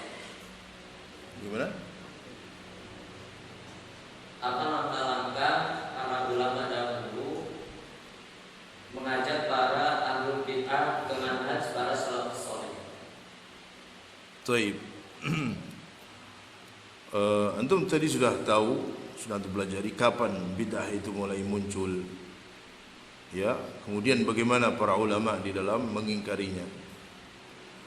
Para sahabat mengingkari dengan keras karena memang Islam pada saat itu kuat. Islam pada saat itu kuat. Maka mereka mengingkari dengan keras. Dan mereka didukung oleh para khalifah. Adapun setelah itu mereka menjelaskan tentang manhaj salaf, tentang manhaj Ahlus Sunnah wal Jamaah, akidah Ahlus Sunnah wal Jamaah. Ya. Dan mereka menghindari untuk mujadalah. Mereka menghindari untuk berdebat. Karena seringkali tidak memberikan manfaat. Debat dilakukan tentu dengan cara-cara yang dijelaskan oleh para ulama yang mendatangkan maslahat dalam rangka mencari kebenaran. Dan yang dilakukan oleh para ulama adalah nasrul ilm, menyebarkan ilmu, menjelaskan kebenaran, ya, khususnya kepada masyarakat. Adapun orang-orang yang sudah teracuni dengan bid'ah, seperti tadi yang kita sebutkan, mereka akan sulit menerima. Antum bisa baca kisah Imam Ahmad rahimahullah taala bagaimana beliau berdialog dengan orang-orang Jahmiyah. Dan ini adalah satu pemikiran yang memang seharusnya cara mengajaknya pun dengan ilmu. Dan mengajak mereka itu tugas orang-orang alim. Dan yang lebih penting kita menjelaskan kepada umat tentang Islam yang benar, tentang tauhid, tentang sunnah, sehingga mereka bisa membedakan mana yang sunnah, mana yang bid'ah. Jangan terbalik, kita memperhatikan satu orang, kita melupakan masyarakat banyak yang mereka lebih membutuhkan. Wallahu a'lam bishawab. Nah,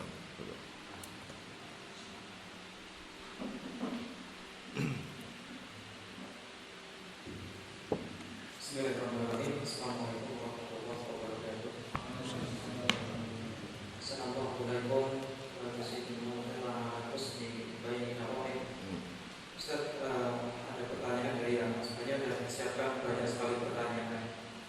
Cuman ambil saja yang mudah. penting saja untuk mempersingkat waktu. Yang pertama adalah kaitannya tentang lafal hadis kullu bid'atin dhalalah wa kullu dhalalatin finnar. Sebagaimana dari yang disampaikan dengan mengutip taksim bid'ah dari Zaid bin Buhairi, yang belum membagi antara bid'ah dari sisi hukum, yang dari sisi jenis bid'ahnya dan lain sebagainya. Kemudian dari lafal tersebut, kata kullu itu kan berarti tidak bermakna tabligh besar atau takrif seperti itu. Nah, maka bagaimana cara menerangkan kepada manusia yang mereka membagi bid'ah hasanah dan sayyi'ah? Baik. Ya, apakah itu juga dibawa kepada taksim yang tadi aku sampaikan atau seperti apa? Karena di sana mereka juga berhujjah dengan kalamnya para ulama, dan mereka bahkan mengatakan taksim bid'ah kepada hasanah wa sayyi'ah itu ijma' para ulama. Di antaranya adalah apa yang disampaikan oleh Imam Syafi'i. Beliau mengatakan, ini ada di kitab Hilyatul Awliya kata Abu Nu'aim. Maksudnya beliau mengatakan al-muhdatsatu dhurban ma ahdatsa yukhalifu kitaban wa sunnatan wa athara aw isma'an fa hadhihi bid'atun dhalali. Wa ma ahdatsa min al-khairi la yukhalifu syai'an min dzalika fa hadhihi muhdatsatun ghairu madhmumatin. Baik. Nah, itu dari Syafi'i. Kemudian juga mereka mengatakan dari Qudiyat al-Maliki yang disampaikan dalam kitab Anwaru ala Sunnahil Athar, itu juga mengatakan wal bid'atu fi'lun ma lam yasbiq ilaihi fa wafaqa aslan min as-sunnati yuqasu 'alaiha fa huwa mahmudun wa ma khalafa usul sunnati fa huwa dhalalatun wa minhu qawluhu kullu bid'atin dhalalah. Demikian juga yang menyampaikan dari Imam Abu Sa'ad al-Jazari yang terdapat dalam kitab Gharibul Hadithi wal Athari li Abi Sa'ad al-Jazari, mengatakan al-bid'atu bid'atan, intinya sama, ya, yang mencocoki sunnah masalah, yang tidak dhalalah. Dan masih banyak para ulama lagi yang menyampaikan seperti itu. Bahkan Imam Nawawi juga menyampaikan hal yang sama dalam kitab Syarah Sahih Muslim Ibnu Al-Hijazi Lin-Nawawi. Nah, sekarang pertanyaannya kembali ke perkara tadi, apakah makna kullu di situ dibawa kepada tabligh atau tabligh karena nyatanya juga dibagi juga bid'ah gitu saja. Baik. Itu yang pertama. Sebentar, Anda jawab dulu. Yang pertama, sabda Nabi SAW, kullu bid'atin dhalalah, itu untuk menyebutkan semua perbuatan bid'ah itu dhalal. Enggak ada bid'ah hasanah. kullu bid'atin dhalalah. Al-kull lafzul umum, lafaz umum yang menunjukkan menyeluruh. Maka semua perbuatan bid'ah itu sesat. Dan pembagian tadi yang kita sebutkan itu semuanya sesat. Yang aqadiyah, yang amaliyah, yang tarkiyah, yang fi'liyah, itu semuanya bid'ah yang sesat. Ya, enggak ada bid'ah hasanah. Terus bagaimana kita menjelaskan atau menyampaikan? Antum tanya kepada orang yang mengatakan adanya bid'ah hasanah. Antum katakan, sebutkan dhabit hasanah. Apa dhabitnya? Sehingga satu perbuatan ini disebut bid'ah hasanah. Mana dhabitnya? Mana kaidahnya? Karena kalau dia kemudian mengatakan secara umum, maka akan muncul perbuatan-perbuatan bid'ah yang sangat banyak dan semuanya boleh. Karena dengan alasan itu hasanah. Sekarang umpamanya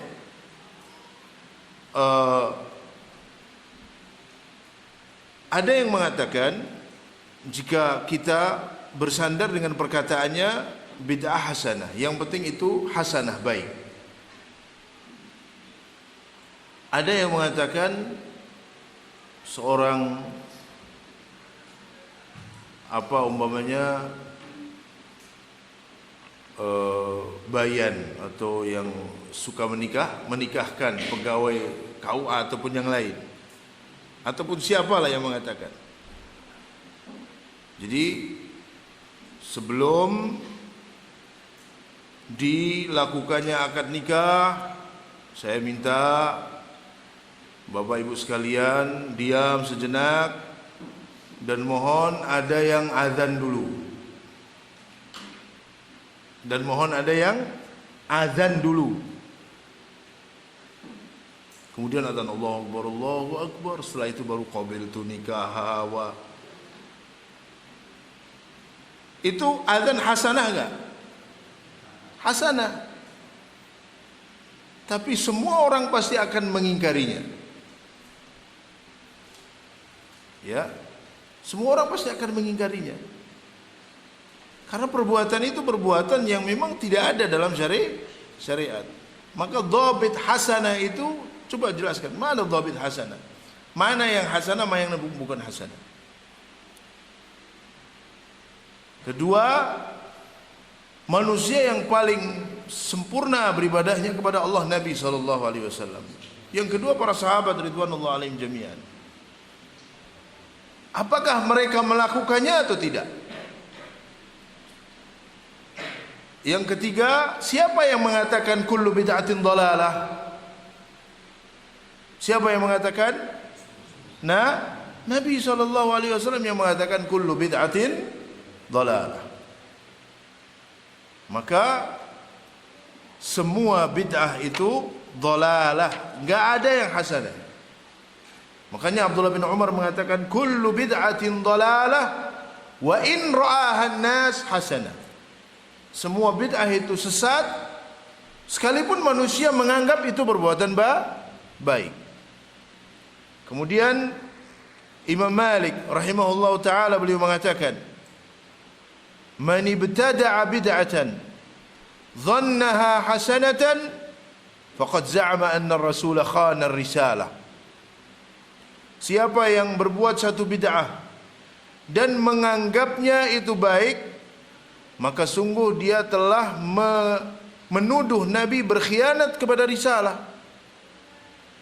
Lianna Allah qala, karena Allah berfirman, al-yawma akmaltu lakum dinakum wa atmamtu alaikum ni'mati wa raditu lakum al-islam dinan. Fama lam yakun yawma idzin dinan la yakunu al-yawma dinan. Maka kata beliau, yang dulu pada zaman Nabi SAW bukan agama, sekarang juga bukan agama. Yang dulu pada zaman Nabi bukan ibadah, sekarang juga bukan ibadah. Gak ada kemudian zaman Nabi bukan ibadah, sekarang dianggap ibadah. Gak ada yang zaman Nabi mungkar, sekarang jadi ma'ruf. Gak ada yang pada zaman Nabi ma'ruf sekarang jadi mungkar. Malam yakun yawma idzin dinan, la yakunul yawma dinan. Kemudian terkait dengan perkataan para ulama, ya, terkait dengan perkataan pula para ulama, perkataan Imam Syafi'i, Qadhi Iyad dan seterusnya yang tadi disebutkan. Apakah benar bahwa Imam Syafi'i dan yang lainnya mereka melegalkan bid'ah? Apakah seperti itu yang difahami? Kemudian semua bid'ah boleh dengan catatan hasanah. Apakah Imam Syafi'i memaksudkan demikian? Nah, kita harus tanya kepada orang yang berdalil dengan perkataan tersebut. Atau tadi Imam Syafi'i mengatakan malam yukhalif, selama tidak menyelisihi. Sedangkan perbuatan bid'ah itu semua menyelisihi sunnah Nabi SAW. Bukti penyelisihannya nggak ada contohnya dari Nabi SAW. Kemudian apakah perkataan para ulama, hatta imam Ahlussunnah wal Jamaah, hatta imam yang 4, itu dalil yang harus wajib kita pegang? Jawabannya apa? Tidak. Perkataan para ulama bukan dalil. Dalil itu Al-Quran dan sunnah Nabi SAW. Kita bukan sedang tidak menghormati para ulama. Tetap kita menghormati para ulama, tapi tetap bahwa perkataan para ulama itu bukan dalil yang wajib untuk diikuti. Kita ikuti ketika dia sesuai dengan dalil dari Al-Quran dan sunnah Nabi SAW. Memang banyak, antum tadi menyebutkan beberapa perkataan dan itu dipakai oleh orang-orang yang membela adanya bid'ah hasanah. Membela ada bid'ah hasanah. Ya, maka tadi apa dhabit bid'ah hasanah? Kaidah bid'ah hasanah itu seperti apa? Mana yang kita sebut itu bid'ah hasanah? Akhirnya semua akan masuk itu sebagai hasanah, enggak ada lagi bid'ah. Padahal Nabi setiap Jumat beliau memperingatkan kullu bid'at, beliau mengatakan ya fa inna khairal kalami kalamullah. Setiap Jumat beliau mengatakan wa khairul hadi hadi Muhammadin sallallahu alaihi wasallam wa syarrul umuri muhdatsatuha fa inna kulla bid'atin dhalalah. Setiap Jumat beliau menyampaikan. Dan adakah sahabat yang memahami bahwa bid'ah di sini ada bid'ah hasanah? Kita kembali kepada pemahaman para sahabat ridwanullah alaihim jami'an. Ya, bisa antum pahami? Bisa difahami ya? Taib. Adapun mungkin berdalil dengan perkataan Umar bin Khattab ketika beliau mengadakan sholat jamaah, sholat tarawih. Kemudian beliau mengatakan ketika melihat orang banyak berkumpul di masjid, beliau mengatakan ni'matul bid'ah hadhihi. Ini adalah bid'ah yang baik. Apa yang beliau maksudkan? Kita kembali kepada penjelasan para ulama. Para ulama menjelaskan bahwa yang dimaksudkan oleh Umar bin Khattab bid'ah lughawiyah. Bid'ah dari sisi bahasa. Bid'ah dari sisi beliau menyalakan lampu masjid sehingga orang berkumpul. Adapun sholat tarawihnya ada asalnya dari Nabi pernah sholat tarawih dan berjamaah bersama beberapa para sahabat. Tapi kemudian beliau tinggalkan. Kenapa? Beliau khawatir akan diwajibkan. Maka beliau tinggalkan. Kemudian ketika beliau meninggal kenapa pada zaman sahabat Abu Bakar As-Siddiq tidak melakukan? Kenapa sahabat Umar yang menghidupkan? Para ulama menjelaskan, kita kembali kepada penjelasan para ulama.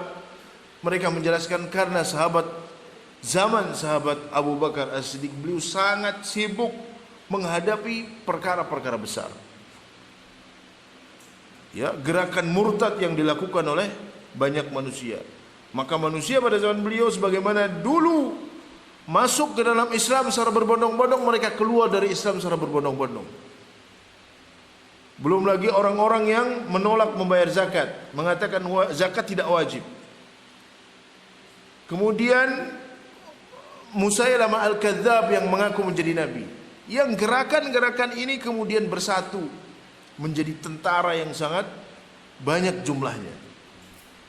Nah, itu yang, dan sahabat Abu Bakar kan nggak lama menjadi khalifah. Itu para ulama menyebutkan kenapa kemudian sahabat Abu Bakar tidak menghidupkan salat sunat tarawih dan dihidupkan pada zaman Umar bin Khattab radhiyallahu taala anhu. Maka itu bid'ah lugawiyah karena secara asal ada, sedangkan bid'ah asalnya nggak ada dalam syariat.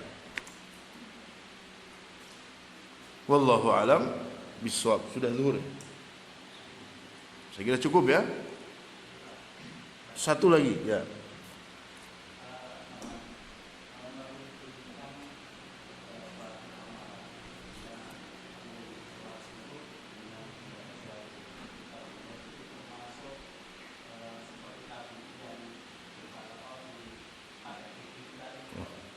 Merutinkan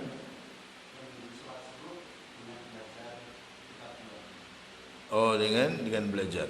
Dia tidak termasuk seperti yang dilakukan oleh orang-orang yang diingkari oleh sahabat Abdullah bin Mas'ud. Jadi antum sambil, walaupun penamaan salat syuruk, ya wallahu alam, yang sahih itu adalah salat duha di awal waktu. Salat duha di awal waktu. Ya. Diisi dengan apa? Ya diisi dengan baca Quran. Antum boleh baca Quran, dengan berzikir boleh. Ya. Tidak masalah. Tetapi itu sunnah. Tidak boleh kita mengilzamkan, mengharuskan orang untuk jamaah. Mau kami mohon sebelum keluar salat syuruk dulu umpamanya. Enggak boleh seperti itu. Ya. Karena itu sunnah. Dan itu salat duha di awal waktu. Wallahu alam bisawab. Jadi tidak termasuk yang duduk menunggu sholat subuh berhalaqah-halaqah dengan zikir bareng-bareng. Taib, saya kira sampai di sini, mudah-mudahan bermanfaat dan kita sambung di daurah yang akan datang insyaallah. Ya. Mudah-mudahan apa yang kita lakukan selama 2 hari ini bermanfaat. Jazakumullahu khairan. Kami atas nama Pondok Pesantren Imam Bukhari, khususnya dari Lajnah Dakwah, mengucapkan jazakumullah khairan kepada antum sekalian yang ikut serta dalam kegiatan daurah ini. Mudah-mudahan kegiatan seperti ini bisa berlanjut, ya, dalam rangka untuk meningkatkan kualitas keilmuan kita, dan dalam rangka untuk saling mengenal di antara antum semua. Tadi Abu Ruwaifi itu beliau dari Magelang, lumayan jauh. Naik motor Abu Ruwaifi ya? Masya Allah. Ada lagi yang dari jauh? Hah? Dari mana? Magelang juga? Masya Allah. Barakallahu fikum. Ya. Taib, mudah-mudahan bermanfaat. Wassallallahu ala nabiyina Muhammad wa ala alihi wasallam. Ini nanti antum bagi saja ya. Ini yang ada yang bahasa Arab, ada yang bahasa Indonesia. Fadhal. Sallallahu ala nabiyina Muhammad wa ala alihi wasallam. Assalamualaikum warahmatullahi wabarakatuh.